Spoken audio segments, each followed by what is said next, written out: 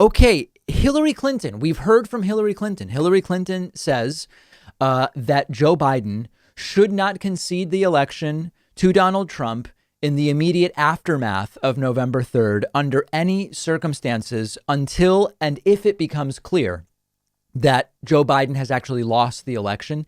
There's an interesting new interview. Clinton was interviewed by Jennifer Palmieri for the Showtime program, The Circus. And right wingers are losing their minds about what Hillary said. Sean Hannity is feverishly tweeting about it. People are going crazy. It's really not a big deal, actually. What Hillary Clinton says makes a lot of sense. And in fact, it shouldn't even be super controversial. Let's take a look at it, then we'll discuss.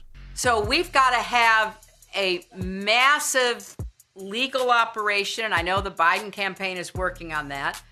We have to have poll workers, and I urge people who are able to be a poll worker. We have to have our own teams of people to counter the force of intimidation that the Republicans and Trump are going to put outside polling places. This is a big organizational challenge, but at least we know more about what they're going to do. And, you know, Joe Biden should not concede under any circumstances, because I think this is going to drag out.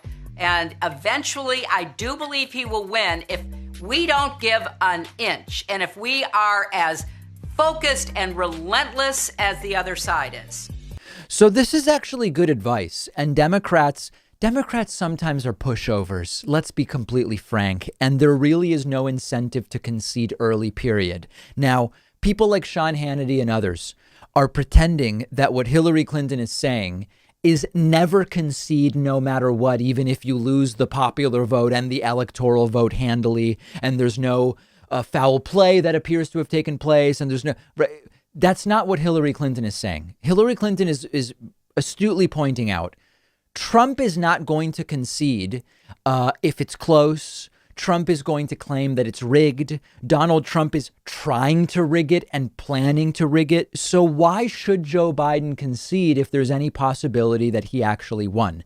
Now, this could be because of mail-in ballots that have maybe will not yet be counted as of November 3rd at midnight. That's one possibility. It could be because of other types of voter suppression. It could be for any number of different reasons. And I was actually thinking back to the year 2000, which 2000 was sort of the first presidential election I paid close attention to. I remember I was in high school and there were, you started to figure out who are the few right-wing kids in my very liberal high school and who's following politics and who's not. And I remember paying close attention to that election. It was Bush v. Gore.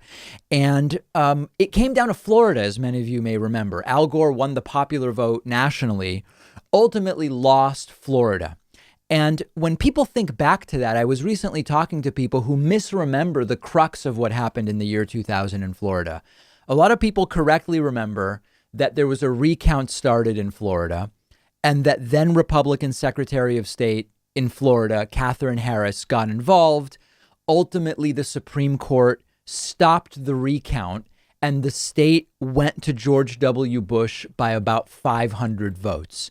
And when people think back now, they often think if the Supreme Court hadn't stopped the recount, Al Gore would have won Florida, and thus would have won the presidency. That's not likely the case, because there was a secondary controversy in Florida in the year 2000, the details of which people still argue about, but it was about votes sent in by mail, many from overseas, a bunch of different scenarios, a bunch of different ballots, which were misplaced and thrown out and just disappeared. Okay, so the exact details are less relevant than the realization that in all likelihood, the recount that was stopped, George W. Bush was probably going to win that recount if it had been completed. The real problem was the problem of the ballots that were not going to be part of the equation, that were gone. And likewise, in this upcoming election, there are likely to be a ton of different layers in the subterfuge, including mail-in absentee ballots, voter suppression, voter purges, meddling of different kinds, Trump trying to use the judges that he so famously has appointed to his advantage, on and on and on. And so what Hillary Clinton is suggesting is not that if Joe Biden loses fair and square, he never concede. What Hillary Clinton is suggesting is that until it is really, truly all completely said and done, and it is completely clear that Joe Biden has lost, there is no reason for Joe Biden to concede. Now, I think we also have to remember, because people are going crazy, pulling their hair out about over this as if Hillary Clinton is saying something crazy. Remember that conceding is merely a formality. It doesn't matter. Whether the losing candidate concedes has no bearing on what happens on January 20th. And when it might come down to lawsuits and courts and the opinions of judges, maybe judges selected by Donald Trump, you don't want to do anything, the optics of which might make it easier for a judge to hand anything to Donald Trump. And although conceding is merely a formality, much like running up the score in the popular vote, these are optics which might provide cover for a judge to rule in favor of Donald Trump if it comes down to a court. And likewise, this is why I've said we have to run up the popular vote. You know, in heavily blue states like California and Massachusetts, there may be leftists who say, I'm not going to vote. They don't need my vote, or I'll vote third party because Biden's clearly going to win California. He's clearly going to win Massachusetts. I disagree. We have to run up the score, make it harder for a court to help Donald Trump in any way, because Donald Trump is going to use every tactic possible to steal this election. Joe Biden and the Democrats need to have a specific plan for exactly how to deal with every aspect of this ahead of time. I'm not sure that they do.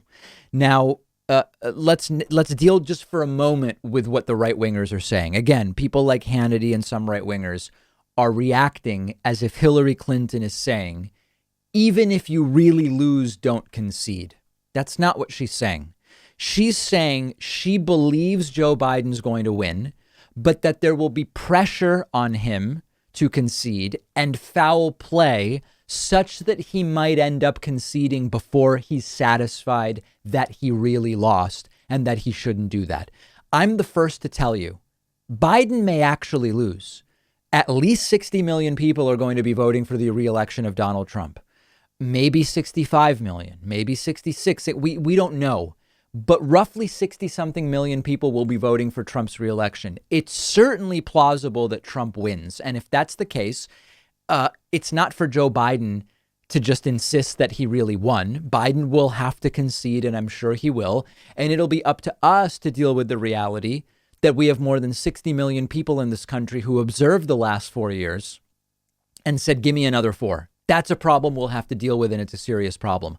But the advice is correct to Joe Biden. Until you're actually satisfied that you really lost, don't concede, and I hope he follows it. Hopefully it won't even be close, but there's a real possibility that it will be.